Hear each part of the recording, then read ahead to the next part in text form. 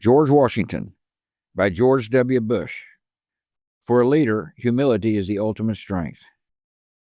As America begins to celebrate our 250th anniversary, I am pleased to have been asked to write about George Washington's leadership. As president, I found great comfort and inspiration reading about my predecessors and the qualities they embodied. Abraham Lincoln's resolve, Harry Truman's decisiveness, Ronald Reagan's optimism, and others reminded me of the challenges America has faced and of the values that have helped us overcome them. Few qualities have inspired me more than Washington's humility. I have studied the corrupting nature of power and how retaining power for power's sake has infected politics for generations. Our first president could have remained all-powerful, but twice he chose not to. In so doing, he set a standard for all presidents to live up to. His life, with all its flaws and achievements, should be studied by all who aspire to leadership. George Washington's humility in giving up power willingly remains among the most consequential decisions and important examples in American politics. After leading the United States to victory over Great Britain in the Revolutionary War, George Washington was at the height of his power. Some suggested that he should become the king. Instead, George Washington resigned his military commission in 1783. When King George III of Great Britain learned of his vanquisher's intentions, he reportedly said, if he did, he will be the greatest man in the world. What Washington did on that cold December afternoon in Annapolis shaped the foundation and future of American democracy, and he was just getting started. Washington's path to greatness was not always easy. His father died when he was 11. Rather than receiving a classical education in London like his older half-brothers, young George had to help his mother on Ferry Farm, where he learned the value of hard work. His father's death and his own lack of education bred an insecurity. That insecurity in turn led to an insatiable hunger for knowledge. Largely self-taught, he became a voracious reader. As a boy, he schooled himself in the gentlemanly arts by copying the 110 maxims from the rules of civility and decent behavior in company and conversation, which helped shape his character for the rest of his life. Many of the qualities that came to be associated with Washington's leadership, from self-control and courteousness to modesty and diplomacy, can be traced to that short book on manners. When he was 20, Washington's interest shifted from the field of surveying to the field of battle. He started his military career as a young officer in the Virginia militia. During a single battle in the French and Indian War, 4 musket balls ripped through his coat, and his horse was shot from underneath him. He never received a commission in the British Army. As the American commander of the Continental Army for more than 8 years, Washington's humility led him to listen, a very different style from British leadership. As Washington wrote to Major General Sterling, a people unused to restraint must be led. They will not be drove. Washington listened and learned not just from top military brass, but from his soldiers down the ranks, in one case asking their advice on whether to advance after crossing the Delaware River and taking Trenton, New Jersey.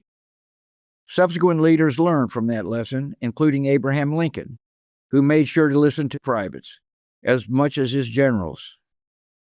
Despite commanding badly outmanned soldiers and losing more battles than he won, America under Washington's leadership emerged victorious in a war that changed the trajectory of world history. With Washington, character was key. In this case, his humility, perseverance, despite difficult odds, indomitable will, and the loyalty he inspired in others. In early 1783, that loyalty would be tested. His men were tired and homesick and angry about unpaid wages. Their frustration with the Continental Congress was boiling over, and there was talk of mutiny among the officers. On March 15th, in a speech to the troops, Washington spoke about their common cause, their duty to each other, and the righteousness of their mission. He also stressed his personal bond with them, refusing to elevate himself above his men. Before he made history, Washington had studied it. He was especially drawn to Roman leaders and generals wary of power. So like Lucius Cincinnatus, who retired to his farm after saving Rome in battle, Washington returned to Mount Vernon after winning the war. It was the place that centered him, provided him with happiness, and enabled him to spend time with his beloved wife, Martha. But before long, duty once again summoned him.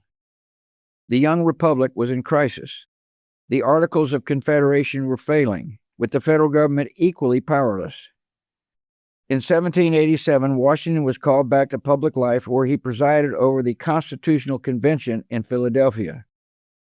He was asked to serve because he was a national hero and a unifying figure, trusted by all, and unmatched in his ability to forge consensus. He could be given power because of his character, because everyone knew he would not abuse power. Out of the convention emerged a new constitution and a new office, the presidency. Washington was the obvious choice and twice was unanimously elected, the only president so elected in American history.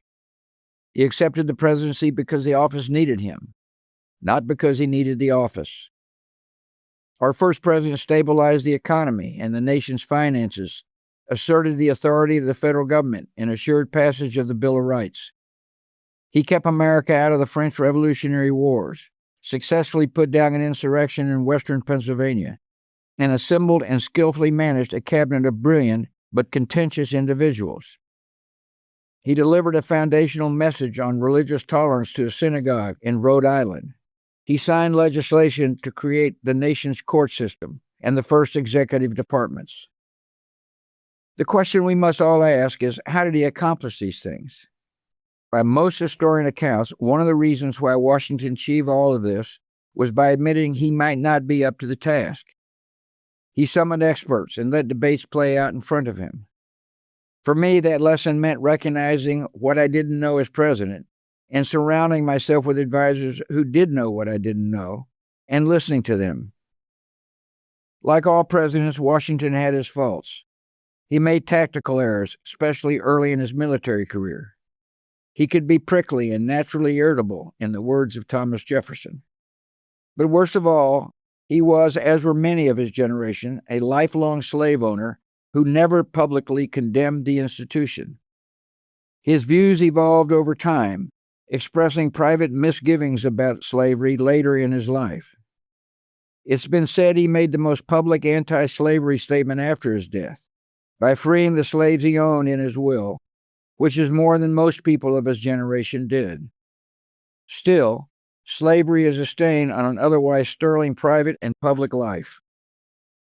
But Washington, like all of us, should be taken in totality of his acts and of his life in his times. By that standard, his life was exceptional. The founding generation considered Washington to be the indispensable man.